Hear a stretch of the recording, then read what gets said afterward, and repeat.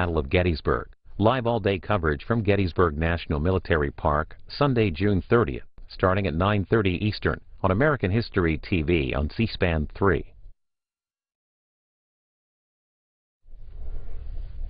The U.S. House gaveling in momentarily. They will begin debate on the 5-year Farm Bill. They'll also take up several bills, including one that would ban all abortions after the 20th week of pregnancy. It's a bill sponsored by Arizona Republican Trent Franks. Now live to the House floor here on C-SPAN.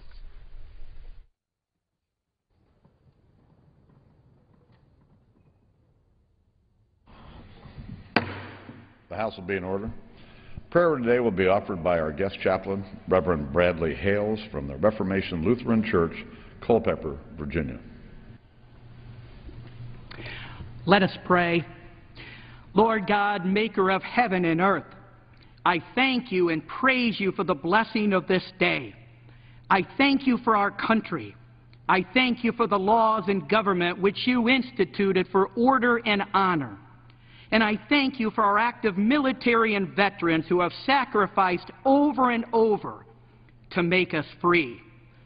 Father, as a nation, as individuals, and as a government, we must repent and always come back to you for truth, wisdom, forgiveness, and hope.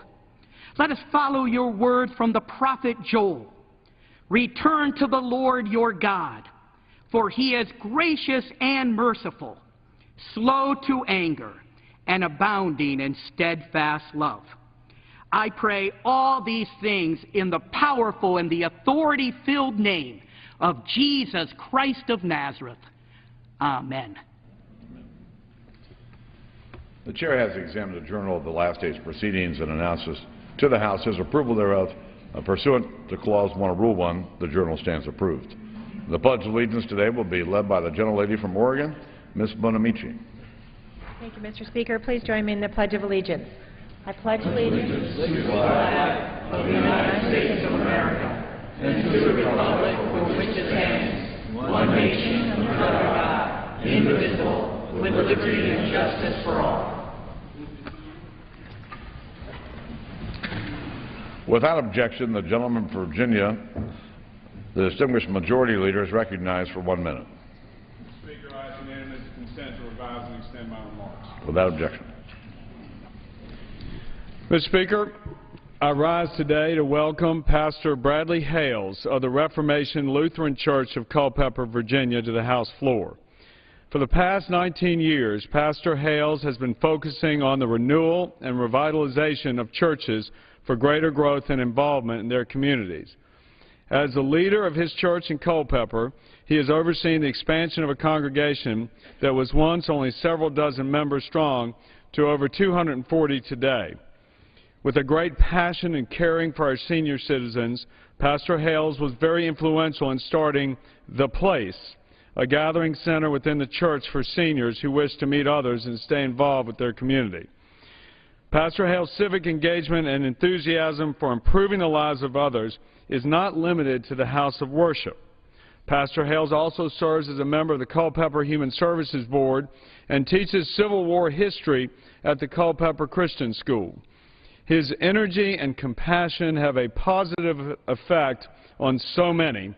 The Culpeper Times named him Citizen of the Year in 2012. Pastor Hales, I'd like to thank you for being with us here today and offering this morning's prayer. Your leadership and willingness to help others is an inspiration to us all. And I yield back. The Chair will entertain 15 further requests for 1-minute speeches on each side of the aisle. For purposes, the gentleman from Tennessee seek recognition. Mr. Speaker, I ask unanimous consent to address the House for 1 minute. Without objection, the gentleman from Tennessee is recognized for 1 minute. Mr. Speaker, I rise today to speak about sugar. As conservatives, we have a duty to speak out against programs that use regulations to stifle the free market, protect special interests, and have outlived their purpose. There are few programs that better fit this bill than the current system of price supports, import restrictions, and production quotas that make up our sugar program. Under this system, the government sets price supports, ensuring that producers have a guaranteed income no matter what world prices are. Sugar imports are also kept to a minimum, preventing real competition. But this is not the end of the meddling. Sugar producers have strict sales quotas. Any excess sugar gets bought by the government and then is sold to ethanol producers, usually at a loss to the taxpayer. This means many things. It means consumers pay billions in higher sugar costs, thousands of jobs are lost in the food industry, and government continues to pick winners and losers in the marketplace. This week, we will have a chance to vote on an amendment to the Farm Bill that makes substantial reforms to the program and is estimated by the CBO to save taxpayers $73 million. I urge my colleagues to support this amendment and free our sugar from government's heavy hand. I yield back. The gentleman's time's expired. For what purpose does the gentleman from Illinois seek recognition? Without objection, the gentleman from Illinois is recognized for 1 minute. Thank you, Mr. Speaker. Mr. Speaker, I rise today in strong opposition to H.R. 1797 because we have been here before. Not less than a year ago, this body took up a very similar measure, and it failed. I hope my colleagues will join me in rejecting this attempt.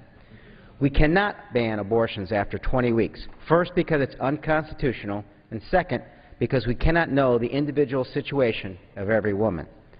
What if a woman gets cancer during her pregnancy? What if she gets preeclampsia, which could cause seizures and kidney damage? What if a woman's fetus is diagnosed with a severe fetal abnormality, making it unable to survive pregnancy or delivery? Women and their families are often faced with impossibly difficult decisions, but they are their decisions to make, not ours. Please vote no on this thoughtless bill. Thank you, and I yield back. The gentleman yields back. For what purpose does the gentleman from North Carolina seek recognition? Mr. Speaker, I ask unanimous consent to address the House for 1 minute and to advise and extend our remarks. Without objection, the gentleman from North Carolina is recognized for 1 minute. Mr. Speaker, I rise today to honor the city of Thomasville, North Carolina, for being named a 2013 All-America City. Thomasville, built on a foundation of furniture manufacturing and textiles, was hit hard over the last 25 years by job losses and plant closings. Instead of folding during trying economic times, the city took the challenge head-on and rallied together as a community to rebuild and bounce back. The leadership of the entire community, including Mayor Joe Bennett and Chamber of Commerce President Doug Croft, were instrumental in advancing new projects that made Thomasville stand out as an all-America city. Initiatives such as Envision 2020, a 20-year development plan for the city, Children at Play, a program to redevelop the city's parks to reduce crime, and Project Divine Interruption, which helps homeless students in the city, are just a few examples of the city's resolve to succeed. Through the fortitude of its citizens, Thomasville stands as a shining example of what can happen when an entire community collaborates for the betterment of its citizens. I'm proud to represent Thomasville, North Carolina, and I congratulate them on truly practicing the values that make America great. Thank you, Mr. Speaker. I yield back the balance of my time. The gentleman yields back. For what purpose does the gentleman from California seek recognition? Request unanimous consent to revise and extend my remarks. Without objection, the gentleman from California is recognized for 1 minute. Mr. Speaker, because of climate change, we're facing stronger and more destructive storms and natural disasters than at any time in American history. And at the same time, the sequester is slashing funding for the agencies that are critical to helping our communities protect, adapt, and rebuild. NOAA will lose $271 million in funding this year, and that includes $50 million for the Geostationary Weather Satellite Program. That's the program that provides continuous monitoring for severe weather. So less than a year after Hurricane Sandy, a month after the devastating tornadoes in Oklahoma, we're cutting the agency responsible for forecasting and monitoring severe weather. But it's not just severe weather disasters on our shores that threaten American communities. My congressional district has seen debris from the 2011 Japanese tsunami wash up on our shores. And our regional economy is inextricably linked to the health of our oceans, which are jeopardized by climate change. Our planet is warming. We're beginning to feel major impacts, and it will only get worse unless we act to protect our climate. I yield back. The gentleman's time has expired. For what purpose does the gentleman from Tennessee seek recognition? I ask unanimous consent to address the House for 1 minute to revise and extend my remarks. Without objection, the gentleman from Tennessee is recognized for 1 minute. Thank you, Mr. Speaker. I rise today to celebrate and promote the work that is being done in Tennessee's 4th District by Bridgestone North America, Motlow State Community College, members of the local manufacturing community, and local and state governments. our economy is hindered by a skills gap that hurts both the businesses that need well-trained workers and those workers looking to better themselves and their families. Seeing this problem 5 years ago, Motlow Community College's president, Mary Lou Apple, set out to erase this skills gap. A mechatronics program was brought to Rutherford County which combined mechanical, electrical, and computerized curricula to allow local high school students the opportunity to gain high-demand skills in manufacturing, healthcare, and financial industries. I recently toured the Bridgestone North America facility to see how these students are graduating from high school, not only with college credit and technical credentials, but most importantly, real-world experience. I look forward to the great work this program and its students will continue to accomplish in the future, and certainly we need more like them. And I yield back. The gentleman yields back. For what purpose does the gentleman from North Carolina, or New York, seek recognition? Without objection, the gentleman from New York is recognized for 1 minute. Mr. Speaker, unless Congress takes action, student loan rates will double on July 1st. This is unacceptable. Access to affordable education is one of the most important issues to young people today. Yet many graduates find themselves tens of thousands of dollars in debt as they leave school and try to enter the workforce. In New York State, 60% of college students graduate with some debt, averaging $27,000. Mr. Speaker, I was pleased to sign the discharge petition by Representative Joe Courtney, H.R. 1595, the Student Loan Relief Act, along with over 180 of my colleagues. This legislation would freeze the interest rate at its current 3.4% for the next 2 years. It's time for the Republican leadership to acknowledge the urgency of this legislation and bring it to the floor. All Americans deserve a fair shot at a good and affordable education. I yield back the balance of my time. The gentleman yields back. For what purpose does the gentlelady from North Carolina seek recognition? I ask unanimous consent to address the House for 1 minute, Mr. Speaker. The gentlelady from North Carolina is recognized for 1 minute. Thank you, Mr. Speaker. I appreciate my colleague from New York bringing up the issue of student loan rates. As he very well knows, the House has passed a bill to do this, and our problem is with the Senate and the President. Don't double my rate. Every day, students are tweeting those exact words to their representatives. Like these students, House Republicans see that July 1st is coming, and with it, the automatic doubling of some federal student loan interest rates. House Republicans don't believe that rate should double or that politicians should be in charge of setting them. Weeks ago, Republicans and a few Democrats in the House passed the Smarter Solutions for Students Act, which will not only keep student loan interest rates from doubling on July 1st, but will also remove politics from the equation as well. But the House can't do it alone. The Senate must act and the President must lead. Right now, both are failing. In fact, it appears President Obama has completely backed down from defending his original proposal, which, like our House bill, offered a permanent solution to the problem. The President is letting the opportunity to build on common ground slip by. Concerned students should ask him why. Gentlelady's time's expired. For what purpose does the gentlelady from Oregon seek recognition? Unanimous consent to address the House for 1 minute. Without objection, the gentlelady from Oregon is recognized for 1 minute. Thank you, Mr. Speaker. Today I rise in opposition to H.R. 1797, legislation that would throw doctors in jail for providing constitutionally protected health care. Many of my colleagues talk about less government. Well, here's a place where I agree. This bill takes away the ability of women to make their own health care decisions and attempts to replace the informed judgment of doctors with the opinions of politicians. Often there are unexpected complications. Danielle Deaver's amniotic fluid ruptured at 22 weeks, leaving the pregnancy without adequate fluid to continue to develop.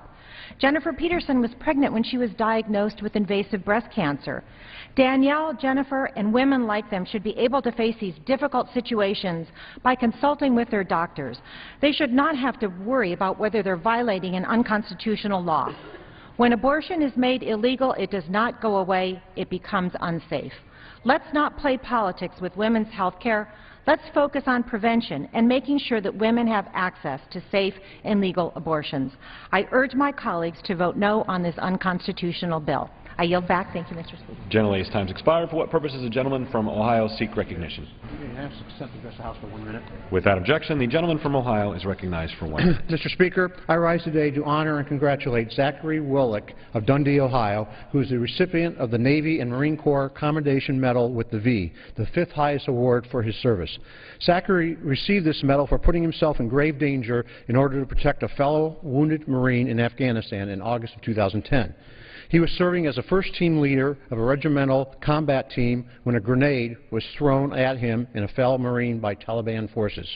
Without hesitation, Zachary threw himself on the Marine closest to the explosion, shielding from the blast. Thankfully, neither of the Marines were injured. Zachary displayed a heroism deserved the utmost respect, and I am proud to honor him today.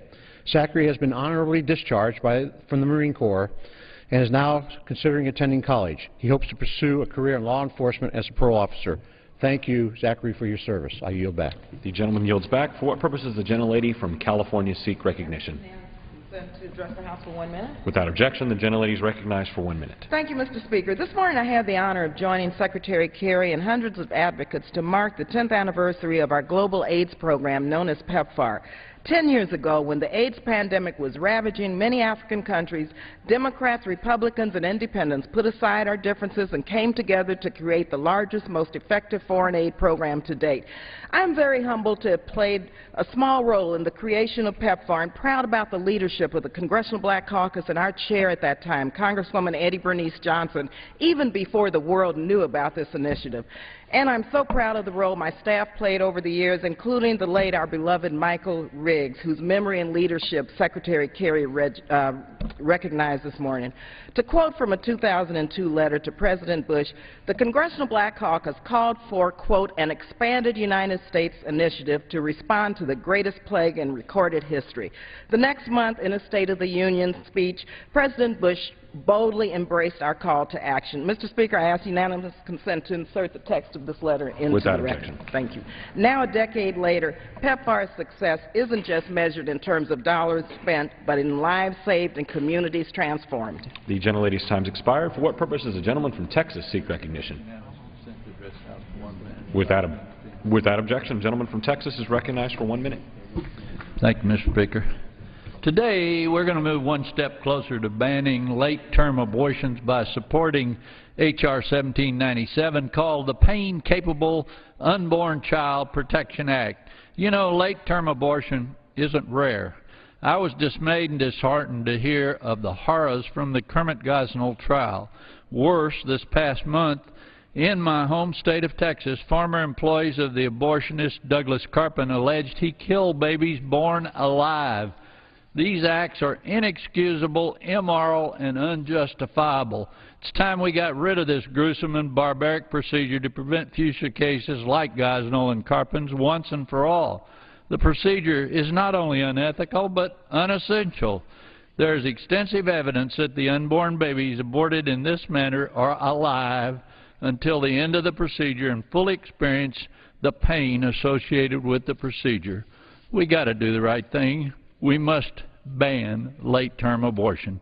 I urge my colleagues to support H.R. 1797 and protect the value of life, women, and unborn babies. Yield back. The gentleman's time's expired. For what purpose does the gentlelady from Illinois seek recognition?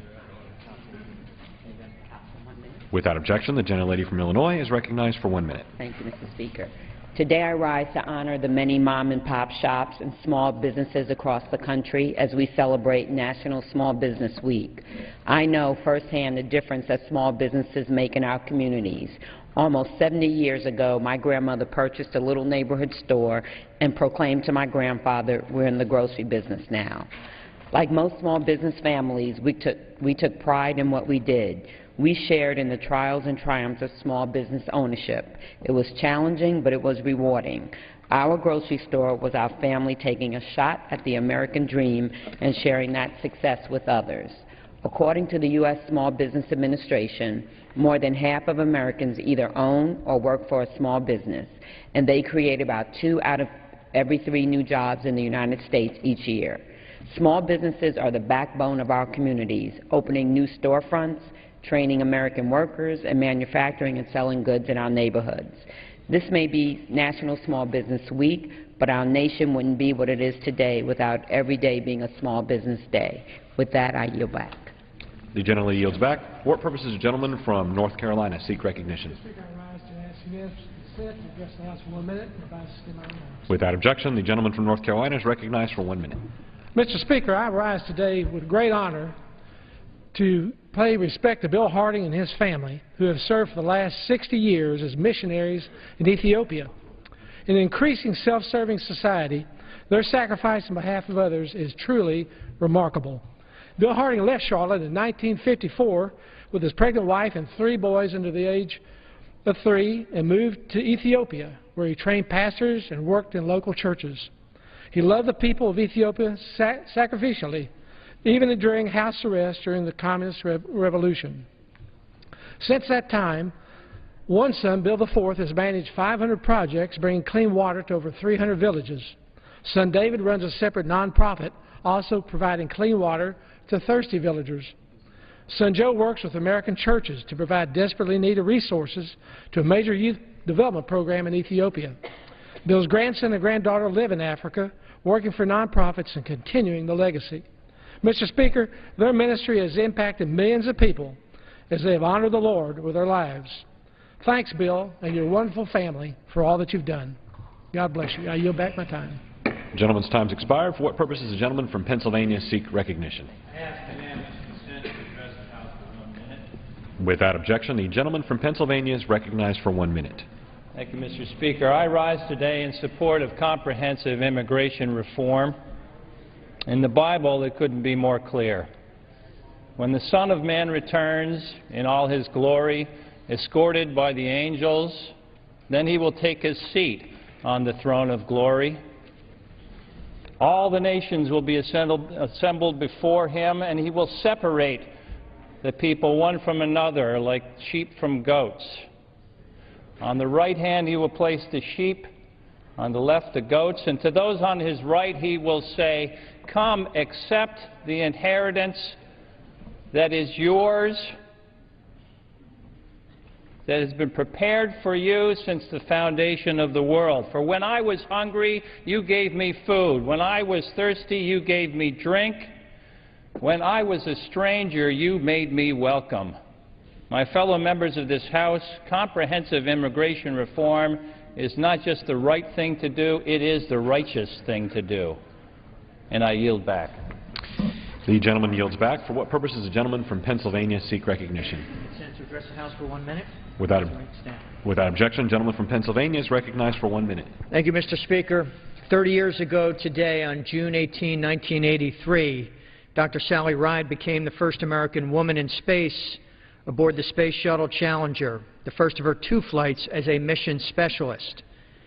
This former astronaut, physicist, educator, and space advocate left behind a legacy of accomplishments when she died last year at the age of 61. Her legacy continues to inspire and motivate young women with an interest in science, technology, math, and engineering, while the company she founded advances those interests. We acknowledge Dr. Ride's advocacy for young women in the fields of science, technology, engineering, and math, a precursor for the STEM programs we know are so important today. As a strong proponent of STEM education and allied programs, I will continue to applaud Dr. Ride's effort to encourage interest in space, science, and the technical fields by blazing a path for other women to follow. I yield back the balance of my time. The gentleman yields back. For what purpose does the gentlelady from Florida seek recognition? Without objection, the gentlelady from Florida is recognized for 1 minute. Mr. Speaker, America faces so many challenges today. How do we create more jobs? How do we boost economic growth? How do we support middle-class families and small businesses, build things in America again, improve our schools, and invest in our infrastructure? So is Congress considering any of these important matters today? No. In fact, here in the middle of June, the Republican-controlled Congress has not scheduled any legislation on any of those important matters. Instead, their priority today is H.R. 1797, where the all-male House Judiciary Committee and the House Republican leadership intends to interject themselves into the private medical decisions of women and their doctors. They discount the health of the woman. They run counter to what medical professionals, including the American Congress on the American College of Obstetricians and Gynecologists, say is appropriate. So I urge my colleagues to reject H.R. 1797. Do not obliterate our constitutional right to privacy.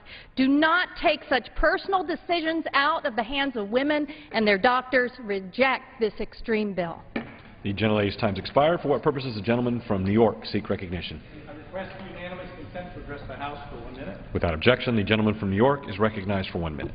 Thank you, Mr. Speaker. This week marks National Small Business Week. America's small businesses are the engines of job creation. According to the Small Business Administration, small businesses employ almost half of all private sector employees. And depending on the year, small businesses can account for 80% of all new jobs created. As a small business owner myself, I understand firsthand the challenges and hurdles business owners face on a day-to-day basis.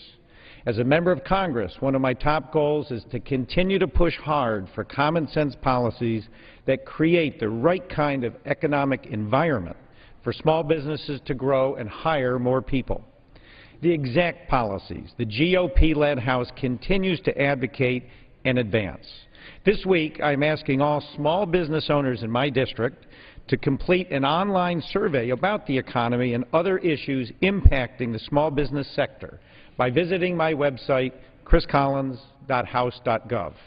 I want to salute small business owners as we take time this week to acknowledge your hard work and contributions. I yield back. The gentleman's time's expired. For what purpose does the gentlelady from Nevada seek recognition? Without objection, the gentlelady from Nevada is recognized for 1 minute. Thank you. I rise today in opposition to H.R. 1797. This bill is not only a direct challenge to the Supreme Court ruling in Roe v. Wade, but it's a dangerous new attack on women's reproductive rights. The proposed ban in this bill does not include an exception for the physical or emotional health of a woman. It fails to provide sufficient protections for victims of rape and incest, and it has a very narrow exception in cases when a woman's life is in danger. H.R. 1797 would significantly reduce the safe legal options that women have and would prevent doctors from providing the most medically appropriate care for their patients. Republicans have repeatedly demonstrated a lack of understanding about basic women's health care, and this bill is just one more example of their continuing attack on women's rights. It is a step backward for women's health and a distraction from the critical work we should be doing to pass legislation regarding immigration reform, strengthening our economy, and creating jobs. I urge you to vote no on this unconstitutional legislation. The gentlelady's time's expired. For what purpose does the gentlelady from Florida seek recognition? Without objection, the gentlelady from Florida is recognized for 1 minute. Thank you, Mr. Speaker. My. Talk about pain. There's lots of pain in our country. Mothers and fathers are out of work, losing homes, bills piling up. So here we go again. Another day in Congress being squandered as we fight once more about women having access to the medical care we need, free from the long, invasive arm of government. And again, there's a cruel, unconstitutional twist. Under the newly minted H.R. 1797, a woman in desperate need of a physician must instead call the police. Mr. Speaker, the American people know that there's a better way to protect life. Allow women to have access to the health care that we require to live full lives. And let's work together in a bipartisan manner to get people back to work in this country. Thank you, Mr. Speaker. The gentlelady yields back. For what purpose does the gentlelady from Hawaii seek recognition? Unanimous consent to address the House for 1 minute. Without objection, the gentlelady from Hawaii is recognized for 1 minute. Thank you, Mr. Speaker. I rise very proudly today to honor one of our nation's heroes, A man named Larry Helm, who served honorably as a combat veteran in Vietnam, who now serves as commander of the Molokai Veterans Caring for Veterans Center, and who is very fondly known to those of us who know him as Uncle Larry. He is the epitome of a servant leader who's been active all across the state of Hawaii, fighting for his family, his friends, his neighbors, his community, for veterans and all those who've served in the armed services, taking him all the way to the U.S. Senate, testifying and fighting for benefits. No matter the challenge, whether in combat in Vietnam, as a community leader, or now as he battles cancer, Uncle Larry has always stood for what is right. He's dedicated 3 decades of his life to opening a vet center to those veterans on Molokai to make sure that valuable resources are available to these veterans and their families, who very often have access to none. Uncle Larry, we love you, we honor you, and we stand with you in your righteous battles, and we will work to make your vision a reality. Mr. Speaker, I yield back. The gentlelady yields back. For what purpose does the gentleman from New York seek recognition? Without objection, the gentleman from New York is recognized for 1 minute. Thank you, Mr. Speaker. Mr. Speaker, it's hard to believe that only 10 years ago an HIV diagnosis was a death sentence for those living all over the world, but especially in Africa. It was downright disgraceful that even though life-saving therapy existed, millions of people were dying of AIDS because treatment was unaffordable. There are few votes I've taken in the course of my career that have made a significant and positive impact on this world than the votes I have cast in favor of PEPFAR. As of September 2012, the United States is supporting life-saving antiretroviral treatment for more than 5.1 million people.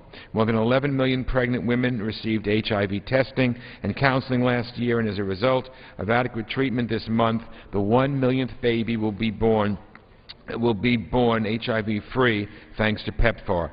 The fact an AIDS-free generation is on the horizon is a true testament to the willingness of President Bush, President Obama, and Congress to take on this immense challenge and do the hard work necessary to turn the tide against HIV and AIDS. We must continue to do that, Mr. Speaker, and I yield back the remainder of my time. The gentleman yields back. For what purpose does the gentlelady from Maryland seek recognition? To address the House for 1 minute and to revive the Assembly. Without objection, the gentlelady from Maryland is recognized for 1 minute. Thank you, Mr. Speaker. I rise in strong opposition to H.R. 1797, which the House will consider later today. It's another in a long, long line of assaults on women's health, and it's blatantly unconstitutional. Reproductive health, including abortion care, is a private medical decision between a woman and her health care provider, period. A woman's right to choose is a fundamental freedom, and there's no place for dark-suited politicians to impose their personal beliefs on a woman's private medical decisions. H.R. 1797 doesn't even include an adequate life exception that takes a woman's health into account. It's patently unconstitutional and is completely inconsistent with the Supreme Court's decision in Roe v. Wade. Mr. Speaker, once again, it's clear my Republican colleagues are unable or unwilling to put forth ideas to create jobs, strengthen the economy, or invest in America's future. Instead, here we go with another ideological battle. And so America's women have one unified message for Republicans. Stay out of our doctor's offices, stay out of our health care, and leave us alone. With that, I yield. The gentlelady yields back. For what purpose does the gentlelady from New York seek recognition? To address the House for 1 minute and revise and extend. Without objection, the gentlelady from New York is recognized for 1 minute. Thank you, Mr. Speaker. Mr. Speaker, today I rise in opposition to H.R. 1797. This act is both dangerous and unconstitutional and violates the rights of women who are in need of an abortion. It is blatantly unconstitutional and in clear violation of more than 40 years of Supreme Court precedent that protect women's access to abortion prior to viability, that is prior to 24, not 20 weeks. This precedent was first established in Roe v. Wade and affirmed in Planned Parenthood v. Casey. Make no mistake, pregnancy due to violent and unfortunate circumstances such as rape and incest happens to thousands of women every year, not to mention medical complication that imperils the life of the mother. Women impacted by rape and incest must not be further victimized by this misguided legislation. We must not allow our nation's right to choose to be infringed upon by a minority of people in this nation. We cannot let them bully the rest of the country into accepting their worldview. That is why I will continue to support a woman's right to choose and stand in opposition to H.R. 1797, and I stand up for women's right to self-determination. With that, Mr. Speaker, I yield back. Balance of my Gentlelady's time. time's expired. The chair lays before the House of Communication. The Honorable the Speaker, House of Representatives, sir. Pursuant to the permission granted in Clause 2H of Rule 2 of the Rules of the U.S. House of Representatives, the clerk received the following message from the Secretary of the Senate on June 18, 2013 at 9:48 a.m. that the Senate passed Senate 330. Appointment, Health Information Technology Policy Committee. Signed sincerely, Karen L. Haas. Pursuant to Clause 8 of Rule 20, the Chair will postpone further proceedings today on motions to suspend the rules on which a recorded vote or the yeas and nays are ordered, or on which the vote incurs objection under Clause 6 of Rule 20. Recorded votes on postponed questions will be taken later. For what purposes the gentleman from Washington seek recognition? Mr. Speaker, I move to suspend the rules and pass the bill H.R. 1896. The clerk will report the title of the bill. H.R. 1896, a bill to amend Part D of Title IV of the Social Security Act to ensure that the United States can comply fully with the obligations of the Hague Convention of 23 November 2007 on the international recovery of child support and other forms of family maintenance and for other purposes. Pursuant to the rules, the gentleman from Washington, Mr. Reichert, and the gentleman from Texas, Mr. Doggett, will each control 20 minutes. The Chair recognizes the gentleman from Washington. Mr. Speaker, I ask unanimous consent that all members have 5 legislative days in which to revise and extend their remarks and to include extraneous material on the subject of the bill under consideration. Without objection. Mr. Speaker, I yield myself such time as I may consume. Gentleman's recognized. Mr. Speaker, I rise today with my colleague, Mr. Doggett of Texas, to urge support of H.R. 1896, the International Child Support Recovery Improvement Act of 2013. This bill provides the implementing legislation for the Hague Convention on International Recovery of Child Support and other forms of family maintenance, ensuring that law enforcement authorities will be able to enforce child support orders even when a child or parent lives overseas. Mr. Speaker, as a former sheriff in King County, which is in Seattle, Washington, for those in the chamber who may not know, I worked there for 33 years. I had the opportunity of putting together a unit that was devoted to finding parents who weren't taking on their financial responsibility for their children and providing those financial needs.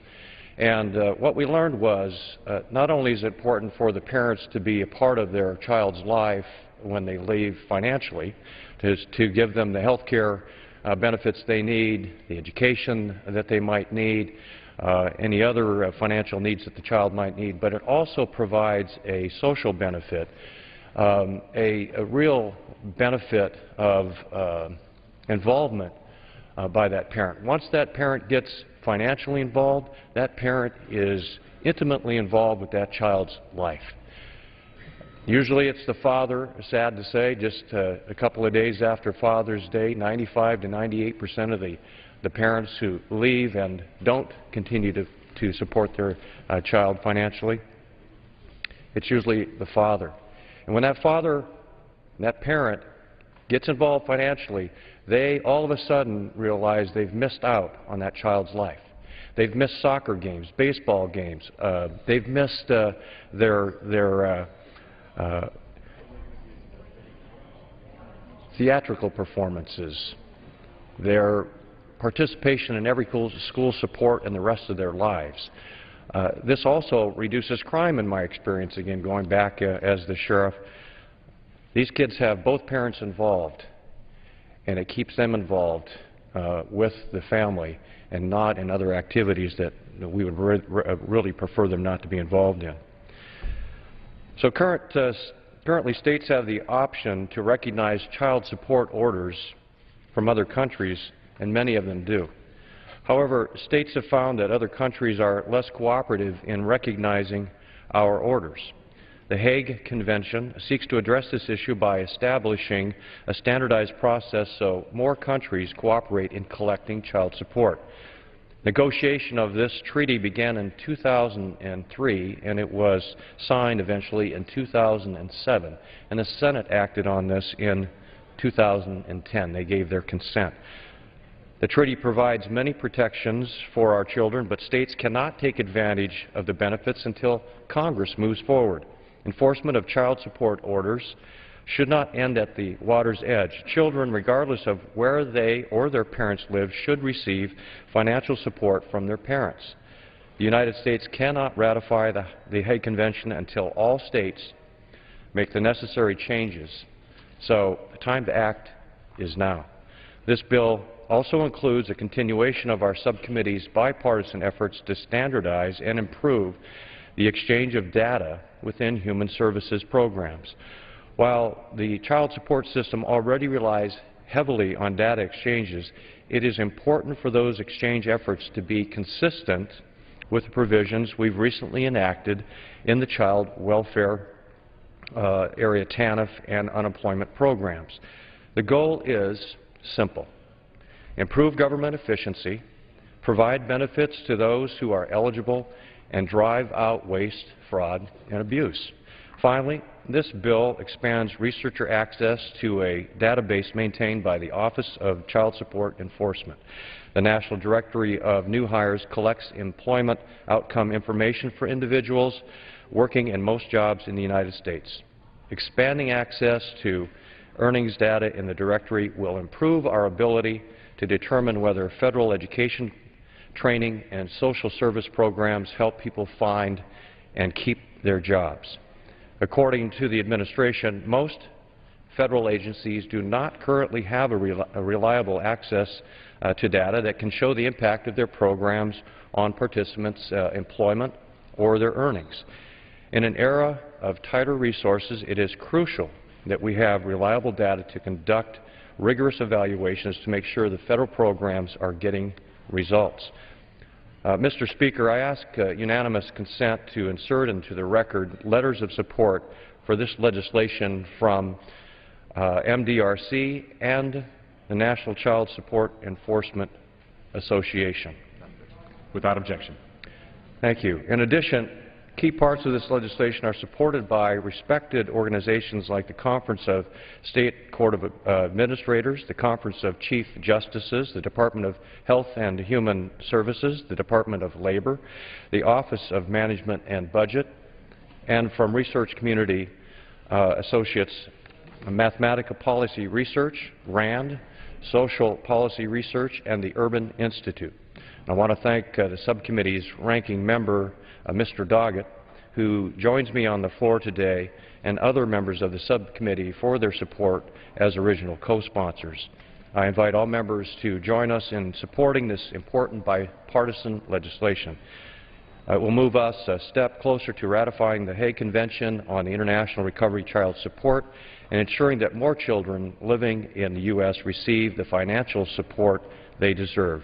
I urge all my colleagues to support this bill and reserve the balance of my time. The gentleman reserves. The gentleman from Texas is recognized.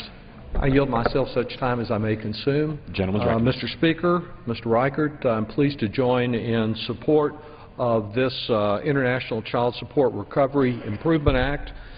We tried to do this just about a year ago. I co-authored very similar legislation in the last Congress that was bipartisan here on the floor. Though we acted here, the Senate was slow to act, and we're hopeful that now with the leadership of Chairman Reichert and, again, broad bipartisan support, we can get this measure passed not only here in the House but see prompt action in the Senate.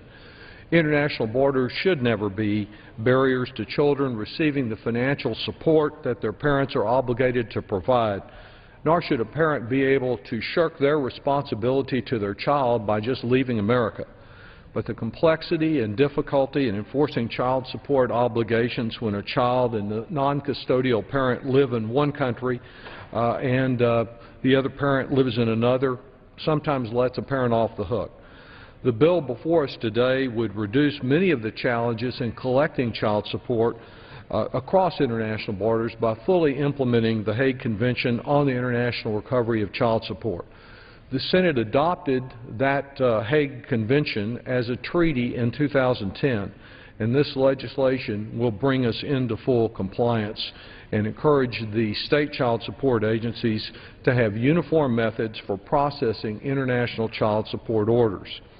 Here in the United States, many of our state child support agencies already recognize and enforce foreign child support obligations. Whether or not the United States has a reciprocal agreement, this just ensures that all 50 states do. Many foreign nations are not enforcing a U.S. child support order in the absence of a treaty or other agreement. While our nation does have reciprocal child support agreements with some countries, it does not have arrangements with many of those around the globe. Hence the need for this single treaty that establishes a uniform, efficient, and accessible procedure for processing international child support cases. Some desperate families are today asking for help through the Federal Office of Child Support Enforcement, and many of them are, that office is not able to provide the help. We have an estimated 160,000 international child support cases that currently involve children or parents here in the United States. And with the very nature of our global economy, with more goods and services and people moving across national boundaries, this number is likely to only grow. As with other effective child support measures, it's taxpayers who benefit by not being saddled with the cost of supporting children when a parent should be doing that. The Congressional Budget Office concludes that this bill would result in some modest net savings to the child support program. In addition to improving the international collection of child support, the legislation includes a provision that is new under Mr. Reichert's leadership concerning data standardization within the child support enforcement system.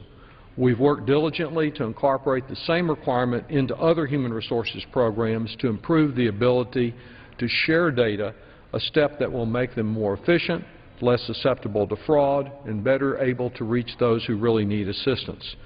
Finally, this measure would also allow certain researchers access to wage information in a child support database known as the National Directory of New Hires in order to determine the effectiveness of employment-related programs. Mr. Speaker, this bill is truly bipartisan. It doesn't cost taxpayers money. In fact, it will save taxpayers money. And most importantly, it will help more children get the financial help that they deserve. The House passed nearly identical legislation last year about this time, and after we pass the bill today, I urge our Senate colleagues to act promptly to ensure that leaving the country doesn't mean leaving your child support obligation behind. I have no further speakers and am prepared to yield back if the gentleman from Washington has no further speakers. I have no further speakers either, and I'm prepared to close. Then I yield back, Mr. Speaker, and thank the gentleman from Washington for his leadership. The gentleman from Texas yields back his time. The gentleman from Washington is recognized.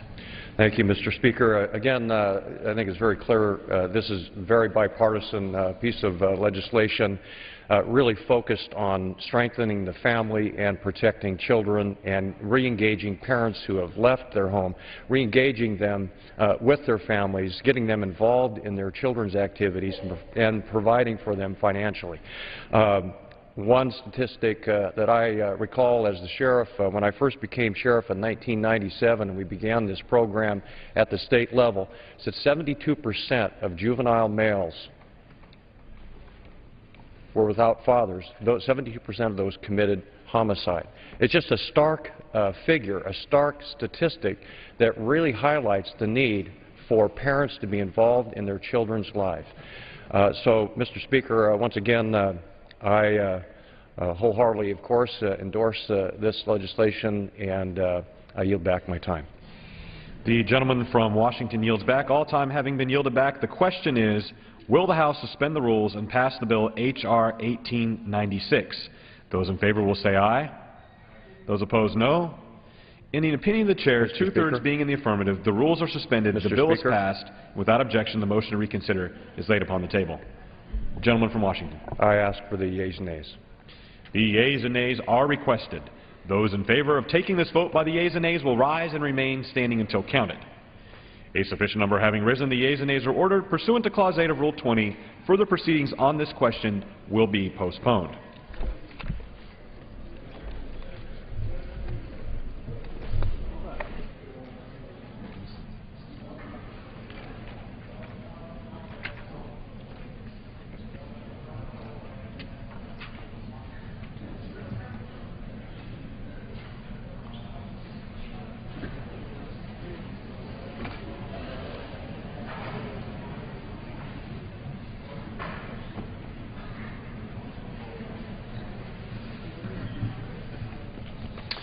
For purposes, the gentleman from Pennsylvania seek recognition. Mr. Speaker, I move the suspension of the rules to pass H.R. 475. The clerk will report the title of the bill. H.R. 475, a bill to amend the Internal Revenue Code of 1986 to include vaccines against seasonal influenza with the definition of taxable vaccines. Pursuant to the rule, the gentleman from Pennsylvania, Mr. Gerlach, and the gentleman from Massachusetts, Mr. Neal, each will control 20 minutes. The chair now recognizes the gentleman from Pennsylvania. I thank the Speaker. Mr. Speaker, I ask unanimous consent that all members have 5 legislative days in which to revise and extend their remarks and to include extraneous material on the subject of the bill under consideration. Thank you, Mr. Speaker. Mr. Speaker, I yield myself such time as I may consume. The gentleman is recognized. I rise to urge my colleagues to support this bipartisan legislation that my colleague, Mr. Neal of Massachusetts, and I believe will help make the upcoming flu season less miserable for millions of Americans and avoid expensive hospital stays for those suffering with the flu. Last December, in the midst of a flu season in which the Centers for Disease Control and Prevention reported more than 12,000 people hospitalized with flu complications and 149 deaths among children under the age of 18, the Food and Drug Administration approved a new vaccine developed to fight the 4-strain flu virus. But despite this development, it is imperative that we pass this legislation if we want to guarantee the most up-to-date 4-strain flu vaccine is available to patients who need it. That's because under the current law, the Vaccine Injury Compensation Program, a no-fault system for compensating injuries or death caused by vaccines, covers flu vaccines that only protect up against 3 viral strains. This bill would add vaccines that protect against 4 viral strains to the program and ensure that the most up-to-date and effective flu vaccines are available in time for the start of the flu season this fall. Without the liability protections of the compensation program, civil litigation from the use of this vaccine could explode and disincentivize vaccine producers from making this new medicine available. The Vaccine Injury Compensation Program was created in 1986 because at the time, fears of frivolous lawsuits that could wipe out businesses and bankrupt health care providers were causing vaccine manufacturers to leave the market, thereby leaving the general public without access to the best medicines available.